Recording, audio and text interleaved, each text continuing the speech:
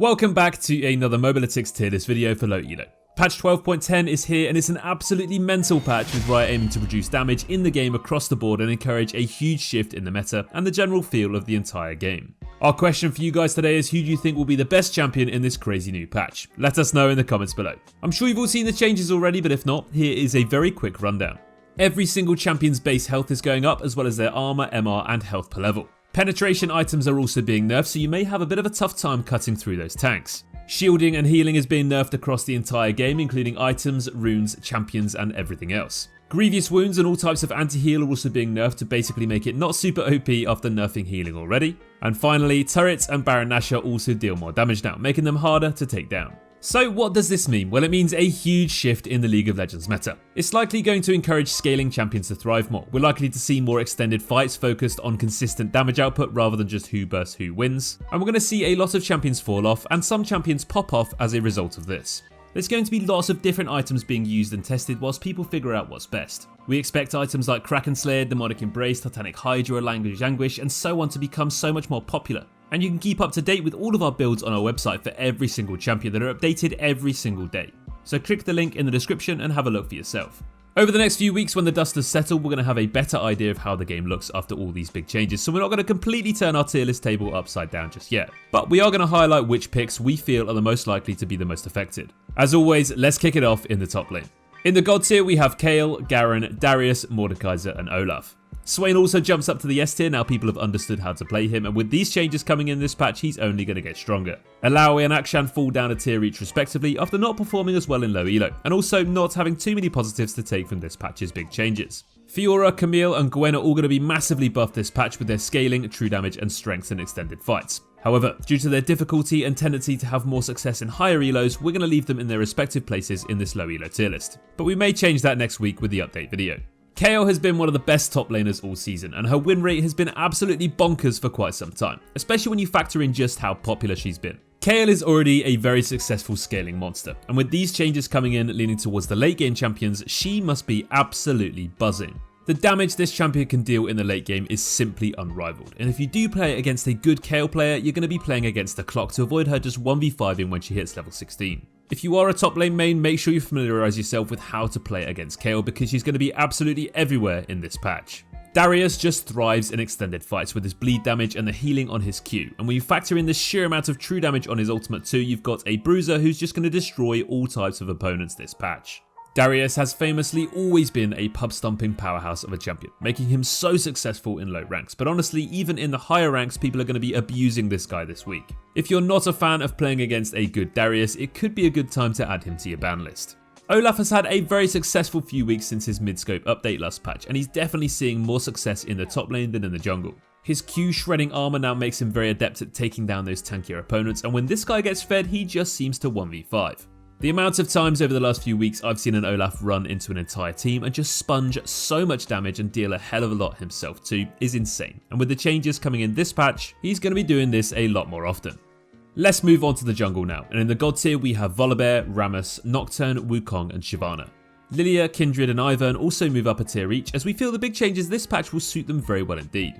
Graves, Kha'Zix and Elise on the other hand may not be quite so lucky, and we've moved them down a tier to reflect this. Lillia has just been getting stronger after so many small buffs this season, and right now she already feels completely abusable. She has very flexible itemization at the moment with various damage paths or even just building like a brick wall tank. She just kites her enemies around with her movement speed and burns them down as long as she doesn't get bursted down too quickly. Well, with these durability changes, she's going to be even more difficult to beat now. She already loves those long drawn out fights where she can kite in and out and deal tremendous amounts of damage per second, and now she's only going to get even better. Plus, there's very few things in the game that are as satisfying as landing a 5-man sleep. Rammus is the king of the tanks in the jungle, and tanks are definitely going to be being played a lot more this patch with the nerfs to penetration. Rammus brings a huge amount of crowd control that can prevent certain champions from playing the game altogether, and when combined with his map mobility and ganking power he can be very difficult to play against, especially when he's got a lead. Rammus already counters so many different jungle matchups, and in lower elos nobody knows just how to actually beat him. If you're a Rammus main you're going to be more than okay in the next few weeks. So many people are talking about Mordekaiser right now after seeing these changes, and we do kind of have to agree with them. Mordekaiser is also an amazing pick already in the majority of ranks, as he just feels unkillable when he gets those few items. Well, with more durability now and no nerfs to his damage, he's just going to be absolutely pumping this patch, and in the jungle people have been seeing some incredibly positive results. Mord's ultimate forcing enemies into 1v1s is just incredible at taking those important targets out of the fight and not only taking them down, but also allowing your team to gain an advantage for those crucial 7 seconds. His jungle clear is easy and healthy and his ganks are pretty solid too, but it's really in those skirmishes and early teamfights where this guy just comes out on top. If you aren't already playing Mordekaiser, patch 12.10 is a great time to start. Stepping into the mid lane now, and in the gold tier we've got Anivia, Malzahar, Viktor and Veigar. Azir moves up to the A tier and Orianna moves back into the B tier, as we feel these champions could be pretty damn strong this patch if you can play them well enough. Quite a few other champions being moved down a tier though. Katarina, Brand, Lux, Pantheon, Nico and Lissandra could all take a big hit this week. Cassiopeia is also being spoken about a ton too, and she's definitely going to be great at taking down those bruisers and tanks with her insane damage and scaling. However, as she's so matchup dependent and relatively difficult to play, she's going to stay in the A tier for now. Viktor is another champion that's had an amazing season 12 so far. He's easily been one of the most popular mid-lane picks, and this is not going to change this patch. We're going to see a large shift away from heavy burst assassins into the more scaling consistent utility rotation mages instead. Those that can wave clear easily, contribute to extended fights well, but also those who just get better as the game goes on, and Viktor definitely comes to mind as the leader of this category. Viktor also has a huge number of positive or even matchups, and there's always usually ways he can get out of the ugly ones too if the player knows what they're doing. Viktor's late game damage is simply ridiculous, and he can not only deal huge close range bursts but also output relentless damage throughout drawn out fights. Consistency and efficiency is definitely where we expect the mid lane to go this patch, so Viktor sits easily in one of those top spots.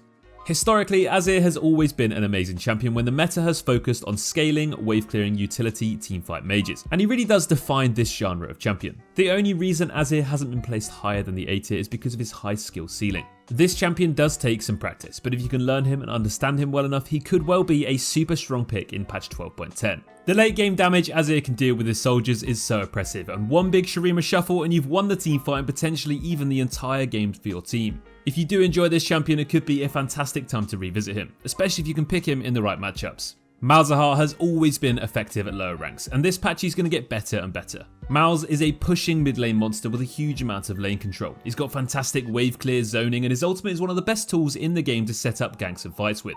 This champion deals an insane amount of damage the longer the fights go on for, and you will struggle to beat him on the damage charts, especially if he builds a Liandry's Anguish. Because of this, Malz melts down all types of health pools, and with tanks likely to become far more popular this patch, this guy will not have any issues dealing with them. As long as you understand wave management, positioning, and a little bit of where to go and when from the mid lane, Malzahar is a brilliant and top tier pick for low elo this week. Down towards that bot lane, and starting with the AD carries. In the gold tier we have Vayne, Kog'Maw, Veigar and Twitch. Zeri moves back into the tier list into the B tier, as these changes could help her out as she's still pretty damn good when she gets to the late game. Karthus and Kai'Sa will also be infinitely better this patch, but they're definitely more successful at higher ranks. As you'd expect, scaling hypercarries could be the name of the game after this update, so expect everyone and their mother to be playing Vayne this week. Vayne has had such an incredible season already, let's be honest. She's been stupidly strong for almost the entirety of season 12, and she's easily been one of the top AD carries the whole time. With everyone getting tankier, Vayne is only going to be getting stronger. She can shred everyone down with those silver bolts, and after a few items she shouldn't have any problems taking any type of target down, even when everyone starts spamming tanks and bruisers. Vayne still does have the same weaknesses she's always had though, a poor lane phase, terrible wave clear and struggles when she gets outranged, but if you can pick her in a game when she looks attractive, she's going to be a bigger win condition than ever before. Kog'Maw is the second scaling late game carry that comes to mind, and this guy just does not get played enough. His win rate has been surprisingly good for a while despite a lower play rate, and if you pick him with the right support like a Lulu, it's just so hard for a good Kog'Maw to lose a game. He's actually really not as bad in lane as people think, and unless he does get hard camped, it's very easy for him to scale up and start pumping out those big numbers. If extended fights and more team focused gameplay does become a big thing this patch, Kog'Maw is undoubtedly going to shine brighter than ever before. Ziggs could also be a really cheeky choice again in the bot lane this patch. Mages in general have been working out well here for the majority of this season, and with this patch you could encourage this even more. Ziggs is a wave clearing, farming, poking pick, with an insane amount of safety upon selecting him. He can be very difficult to shut down throughout all stages of the game, and he has super flexible itemization that can allow him to build whatever he needs to take down whoever he wants. There's very few games you see a Ziggs getting picked and he doesn't top the damage charts. Constant, relentless, poke and burst, and an insane amount of AoE teamfight contribution over both short bursts and long drawn out teamfights. That to me sounds like a great choice to go for this patch. Finally, let's move on to supports, and in the god tier we have Lulu, Nami, Sona and Janna. Bard and Thresh move up to the A tier, as if you can play them well enough, they're going to be very strong picks this patch. Yuumi also jumps up a tier 2. Scaling utility is going to be the main focus in this role this patch, with healing and shielding being nerfed and everyone else just being a little bit tankier.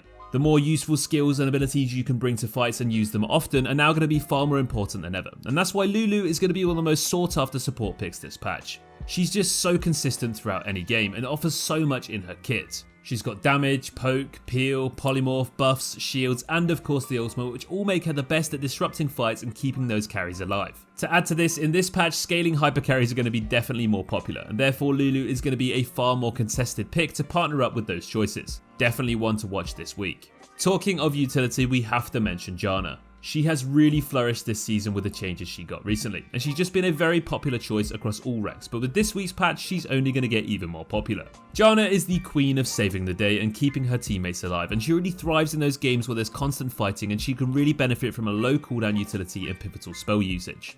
Her ultimate not only can save her entire team or push her enemies to a grim fate, but the healing is absolutely game changing in those big clutch moments. Janna can set up ganks, she can disengage, she can harass, she can slow, she can dish out constant utility in her shields, so what's not to like? Despite healing and shielding being nerfed across the board, this does not mean that scaling sustaining enchanters aren't still going to be busted, and Sona is for sure going to remain one of the best support picks, especially in low elo. This patch, loads of players are going to start swarming towards any type of scaling champion, even if they turn out to not be optimal. This means the lane phase will be a far safer place, and you can get away with playing those scaling champions like Sona and get away picking it without being punished. Sona struggles against super all-in aggressive supports, but if they aren't being played, she's just going to scale up in every single game. Late game Sona offers constant heals, buffs and damage, and then you've got yourself a 5-man stun in your ultimate which can easily turn fights and win games by itself. Everybody knows by now just how strong Sona has been this season, and despite what you may think about these changes, she's definitely going to be remaining in that god tier. Well, that's going to bring us to the end of this patch 12.10 tier list video for low elo. We will be back again next week with an updated tier list, and it's likely that there'll be a ton more changes once this crazy patch has had a week to settle in. Riot have already mentioned that they may be doing some hotfix patches a day or two into this patch, so don't be surprised if some champions do change pretty quickly. I've been your host Vale for the win here at Mobalytics, and thank you as always to our High-ELO experts for helping us put together these tier list videos for you. Thanks for watching guys, and we'll see you in the next video. Take care.